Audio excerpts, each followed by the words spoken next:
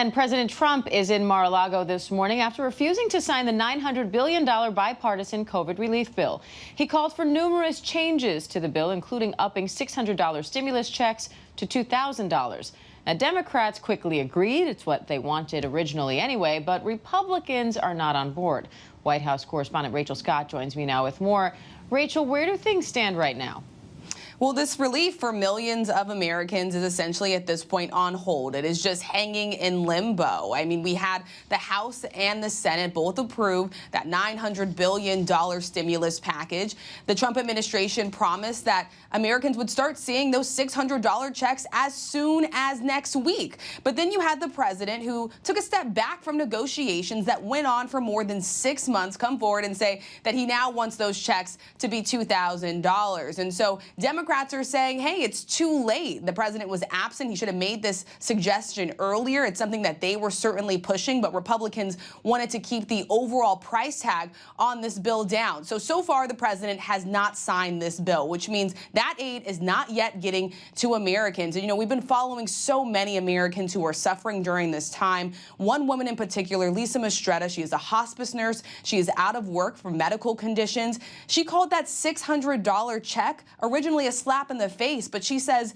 if there is any more delay, she doesn't even know how she's going to be able to pay her rent next month. And Rachel, money for unemployment runs out on Saturday. The government shuts down on Monday without a funding bill.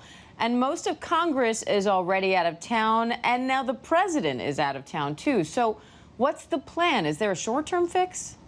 Yeah, the president left for the holidays. He's there in Florida. Lawmakers have left Washington. So what you are going to see today is Democrats in the House. They're going to try and pass this unanimous vote to up the amount of those stimulus checks. But again, Republicans are not budging on this. They do not want those checks to be $2,000, which is why that amount was $600. And so they are going to oppose that. Again, it all leaves this in limbo. So there's just a lot of what ifs in this scenario. And really what this does for the American people is just put them on edge. Those Americans that have already been waiting now for months for Congress to act may have to wait just a little bit longer. It's unclear whether or not the president is actually going to veto this bill or whether or not he's just posing this as simply a threat. But every single day that he does delay, this is days now that relief is not getting to the American people, and days now that we are inching closer and closer to that government shutdown, because Republicans and Democrats wanted to put some pressure on Congress here. So they actually tied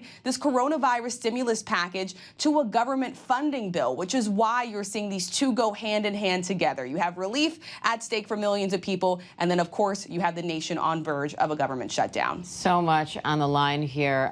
Separately, Rachel, the president also issued another round of pardons. They include Paul Manafort and Roger Stone, both convicted in the Mueller probe, as well as Jared Kushner's father. How unusual is this? Yeah. 2 days, 41 pardons. The president issued that second batch just yesterday. And you said it, on this list are some of the closest allies to the president. You have Roger Stone, you have Paul Manafort. These are two men who were convicted after the investigation into Russian meddling in the 2016 election. You have Manafort, who was the chairman of the president's campaign, someone that even Republicans like Lindsey Graham had previously said pardoning him would be a bridge too far. The president had already commuted the sentence of Roger Stone, now issuing him a full pardon. And then, of course, you have Charles Kushner, who is the father of the president's son-in-law, Jared. He spent some time behind bars for witness tampering. He's now receiving that full pardon. Look, Democrats here are blasting this move. They say that the president is putting loyalty over rule of law. We haven't heard from very many Republicans criticizing this. We just heard from one, Senator Ben Sasse, saying this is rotten to the core. But even in all of this, the president issuing these rounds of pardons, he's also been throwing and upending legislation. You have the coronavirus relief package that we discussed, but you also have the defense bill, and the president vetoed that just yesterday. That is something that lawmakers on both sides of the aisle say is absolutely vital for the military. So if they want to override the president, they're going to have to come back to Washington to vote to do that. We could see that happen before the end of the new year, and that would be the first for the Trump administration. Congress has their work cut out for them, that's for sure. Rachel Scott. Yeah. Thank you, and Merry Christmas, Rachel. Merry Christmas. Thanks. Thank you. Hi, everyone. George Stephanopoulos here. Thanks for checking out the ABC News YouTube channel. If you'd like to get more videos, show highlights, and watch live event coverage, click on the right over here to subscribe to our channel. And don't forget to download the ABC News app for breaking news alerts. Thanks for watching.